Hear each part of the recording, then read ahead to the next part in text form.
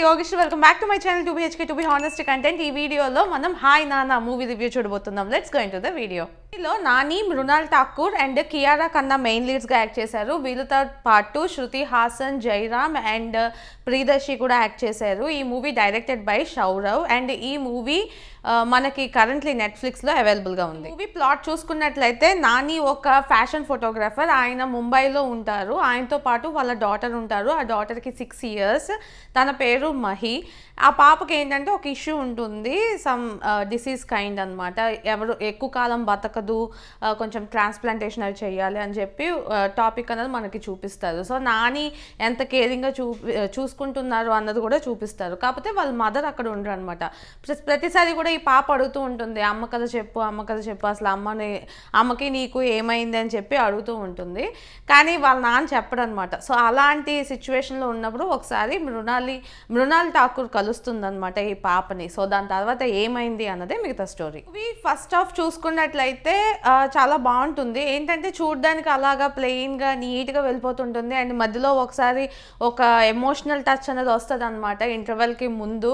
అదైతే అసలు తట్టుకోలేమన్నమాట. అంత బాగా ఆ గ్రిప్పింగ్ అంటారు కదా, గ్రిప్పింగ్ స్టోరీ అలా ఫస్ట్ హాఫ్ వెళ్తుంటుంది.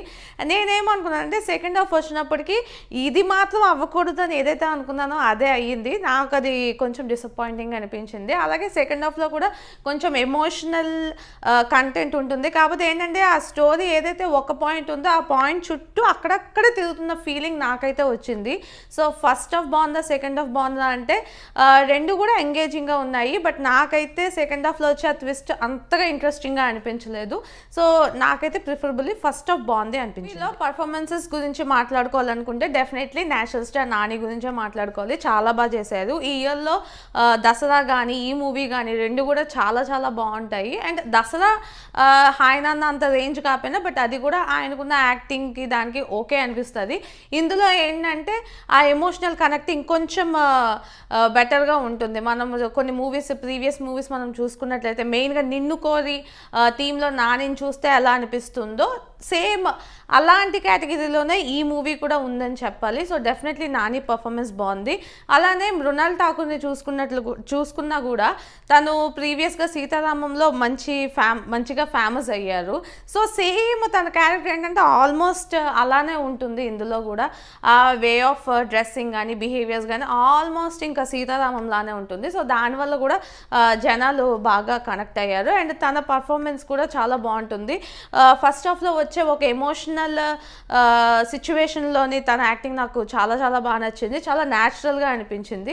సో డెఫినెట్లీ తన పర్ఫార్మెన్స్ కూడా చాలా బాగుంది. అండ్ ఈ మూవీలో మెయిన్ క్యారెక్టర్ ఇంకో క్యారెక్టర్ ఏంటంటే పాప క్యారెక్టర్ కియారా ఖన్నా అన్న ఒక పాప చేశారు. చాలా బాగా చేసింది ఆ పాప. ఏంటంటే ఆ ఏజ్కి అంత మెచ్యూర్ యాక్టింగ్ రాదు. సో ఆ మెచ్యూర్ యాక్టింగ్ లేకపోయినప్పటికీ కూడా క్యూట్నెస్ కానీ వే ఆఫ్ బిహేవియర్ కానీ చాలా బాగుంది. సో ఆ పాప క్యారెక్టర్ కూడా బాగుంది. అలానే శృతి హాసన్ కానీ జయరామ్ కానీ లేదా ప్రియదర్శి కానీ వాళ్ళకి ఇచ్చిన క్యారెక్టర్స్ వాళ్ళు బాగా చేశారు. ఈయన డైరెక్ట్ చేసింది శౌర్య. ఈయనది ఫస్ట్ మూవీ అంట. అలా అనిపించనే లేదు, ఎందుకంటే ఆ చూపించే విధానం అదంతా కూడా చాలా బాగుంది. అండ్ ఎమోషనల్ కనెక్టివిటీ ఉన్నట్టు తీసుకున్నారు స్టోరీని. దానివల్ల కూడా చాలా అట్రాక్టివ్గా అనిపించింది. స్క్రీన్ ప్లేలో నాకు కొంచెం ల్యాగ్ అనిపించింది సెకండ్ హాఫ్ వచ్చినప్పుడు. దానివల్ల ఏంటంటే మూవీ అబోవ్ యావరేజ్ స్టేజ్లోనే ఆగిపోయింది అన్న ఫీలింగ్ వచ్చింది. అది కానీ ఇంకొంచెం బెటర్గా ఉండుంటే కనుక ఇంకొంచెం స్పైస్ అది అలా ఉన్నట్లయితే మాత్రం డెఫినెట్లీ ఇది ఇంకా బెటర్ హిట్ అయ్యేది, డైరెక్షన్ ఇంకా బాగుండేది అన్న ఫీలింగ్ వచ్చింది. సో నా వరకు అయితే ఫస్ట్ మూవీకి ఇంత బాగా డైరెక్ట్ చేయడం గ్రేట్ అనే చెప్పాలి. వీళ్ళు ఇంకొక పాజిటివ్ ఏంటంటే డెఫినెట్లీ మ్యూజిక్ అండ్ సినిమాటోగ్రఫీ చెప్పాలి. రెండు కూడా బాగున్నాయి. నాకు బీజిఎం అయితే ఆ సీన్కి తగ్గట్టు మంచిగా గ్రిప్పింగ్గా అనిపించింది బీజిఎం. సో డెఫినెట్లీ మ్యూజిక్ కూడా ఒక 2-3 సాంగ్స్ బాగున్నాయి. సో దానివల్ల మ్యూజిక్ బాగుంది అని చెప్పొచ్చు. అలానే సినిమాటోగ్రఫీ చూడడానికి విజువల్గా చాలా నీట్ అండ్ క్లీన్గా అందంగా కనిపిస్తుంది అనమాట. ప్రతిదీ ఫ్రేమ్ బై ఫ్రేమ్. మనకి ఎక్కడ కూడా డల్నెస్ కానీ లేదా ఈ సీన్ బాగాలేదు అన్న ఫీలింగ్ కలగకుండా చేయడానికి ఇంపార్టెంట్ రీజన్ ఏంటంటే సినిమాటోగ్రఫీ అంత బాగుండడం. సో డెఫినెట్లీ అది కూడా ఒక ప్లస్సే. సో ఈ మూవీలో నెగిటివ్స్ ఏం లేవా అంటే డెఫినెట్లీ ఉంది. నాకైతే సెకండ్ హాఫ్లోని ఏదైతే ఆ ట్విస్ట్ అని చెప్పి చూపించారో అది నాకు అసలు ఎక్కనే లేదు, ఎందుకంటే నాకు నచ్చలేదు ఆ ట్విస్ట్. అండ్ ఈ మూవీకి ఇంకొకటి ఏంటంటే, నేను యూజువల్లీ ఓల్డ్ మూవీస్ అన్నీ చూస్తాను. జగపతి బాబు గారు యాక్ట్ చేసిన ఒక మూవీ ఉంటుంది, అందులో కోట శ్రీనివాసరావు గారు కూడా ఉంటారు. ఆ మూవీ మావిడాకులు అనుకుంటా, సంథింగ్ అలాగే వస్తుంది. అందులో కూడా సేమ్ కాన్సెప్ట్లో ఎక్కడ చేంజ్ ఉండదు. అందులో ఒక సీన్లో ఒకే ఒక సీన్ డిఫరెన్స్ ఏంటంటే, వాళ్ళ వైఫ్ వదిలేసి వెళ్ళిపోతారు.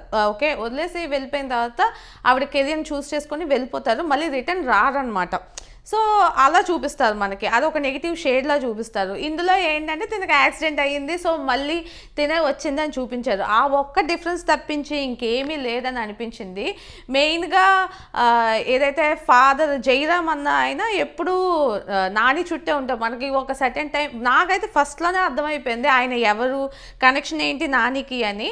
బట్ అది రివీల్ చేసే టైంలో కూడా ఎప్పుడో ఎండ్లో రివీల్ చేస్తారు అనమాట ఆయన ఎవరు అన్న సంగతి. సో ఇదే అంతా కూడా ఆ మావిడాకులు మూవీలో ఫస్ట్లోనే చూపించేస్తారు అనమాట, ఎవరు అసలు ఎందుకు ఉన్నారు అని. సో ఈ మూవీ నాకు కంప్లీట్గా ఆ మూవీయే అని అనిపించింది, ఏదో కొంచెం చేంజెస్తో. అది ఫుల్ కామెడీగా వెళ్తుంది almost half of the movie. ఇందులో ఆ కామెడీ ఫన్ అది లేకుండా కొంచెం ఎమోషనల్ డ్రామా యాడ్ చేసినట్టు అనిపించింది. ఈ మూవీ నాకు ఎలా అనిపించింది అంటే, నాకైతే నచ్చింది. అంటే ఓవర్గా అమేజింగ్ అన్న ఫీలింగ్ లేకపోయినప్పటికీ కూడా ఒక మంచి సినిమా చూసాము. ఈ థియేటర్లో మిస్ అవ్వలేని వాళ్ళు నిజంగా లక్కీ, ఎందుకంటే థియేటర్లో ఆ ఫీల్ ఇంకా బాగా కనెక్ట్ అవుతుంది. అది లేకపోయినా సరే ఇప్పుడు ప్రజెంట్ నెట్ఫ్లిక్స్లో అవైలబుల్గా ఉంది, చూడండి. మెయిన్గా ఈ మూవీ కనెక్షన్ అన్నది బాగా ఎక్కువగా ఉంటుంది, ఆ ఎమోషనల్ థింగ్ అన్నది మనకి ఓవరాల్ మూవీ ఉంటుంది. కాకపోతే నాకు లాస్ట్ ఒక 15-20 మినిట్స్ ఈ సినిమాటిక్ లిబర్టీ తీసుకొని ఏదైతే జనాలు చేస్తారో అది మాత్రం నాకు చాలా ఓల్డ్ టెక్నిక్ లాగా అనిపించింది. ఒకేసారి 20 మంది డాక్టర్లు వచ్చేసి నేను ఇందులో స్పెషలిస్ట్ అని చెప్పి కమాన్ గుసగుస అని చెప్పి అంటారు అనమాట. అందులో అంగద్ బేడి క్యారెక్టర్ చూస్తే పాపం నాకు నవ్వు వచ్చింది అనమాట.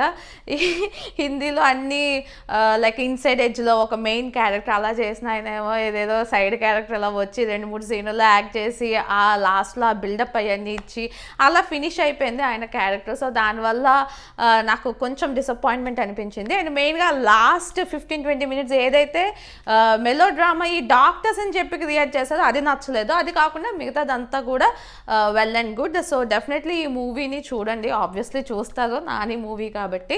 అండ్ నాని కెరియర్లో ఇది ఒక మంచి మూవీ, ఎందుకంటే లాస్ట్గా నిన్ను కోరి ఎలాంటి కనెక్షన్ అయితే ఉందో సేమ్ ఆ రేంజ్ కనెక్షన్ మనకి ఈ మూవీ కూడా తెప్పిస్తుంది. సో ఈ మూవీ మీరు చూడాలనుకుంటే నెట్ఫ్లిక్స్లో కరెంట్లీ అవైలబుల్గా ఉంది. మీ ఫ్రెండ్స్ అండ్ ఫ్యామిలీతో షేర్ చేయండి. ఇలాంటి మంచి వీడియోస్ మళ్ళీ చూడాలనుకుంటే నా ఛానల్కి సబ్స్క్రైబ్ చేసుకోండి. This is Yogishri signing off to BHK, to be honest content.